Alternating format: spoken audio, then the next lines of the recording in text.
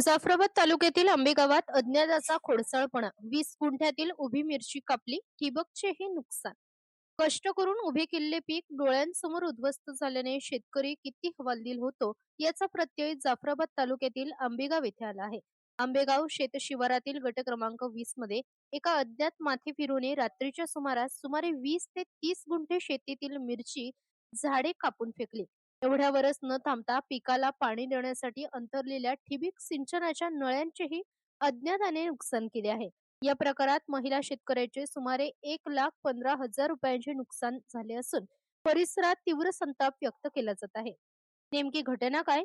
तर मिळालेल्या माहितीनुसार आंबेगाव येथील रहिवासी सौ अनिता अमोल शिंदे वय वर्ष 28 या आपल्या कुटुंबासह शेती व्यवसाय करतात.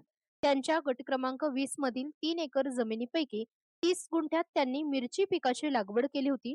दिनांक 2 जुलै 2026 रोजी सायंकाळी 6 वाजेपर्यंत त्यांनी शेतात नेहमीप्रमाणे काम केले.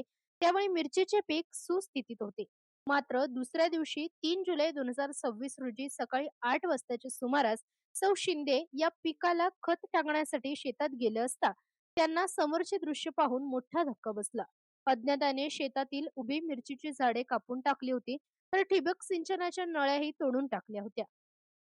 या खोडसाळ कृत्यामुळे सुमारे 1,00,000 रुपयांच्या मिरचीच्या पिकाचे आणि 15,000 रुपये किमतीच्या ठिबक सिंचनाच्या साहित्याचे असे एकूण 1,15,000 रुपयांचे अतोनात नुकसान झाले आहे. घटनेनंतर महिला शेतकऱ्याने आजूबाजूच्या शेजाऱ्यांकडे व गावात विचारपूस केली, परंतु कोणीही माहिती न मिळाल्याने त्यांनी तात्काळ टेंभुर्णी पोलीस ठाणे गाठून तक्रार नोंदवली. घटनेची माहिती मिळताच पोलिसांनी घटनास्थळी भेट देऊन स्पॉट पंचनामा केला आहे. पोलीस उपनिरीक्षक बाबासाहेब खर्डे आणि हेड कॉन्स्टेबल डोईफोडे या प्रकरणाचा पुढील तपास करत आहेत.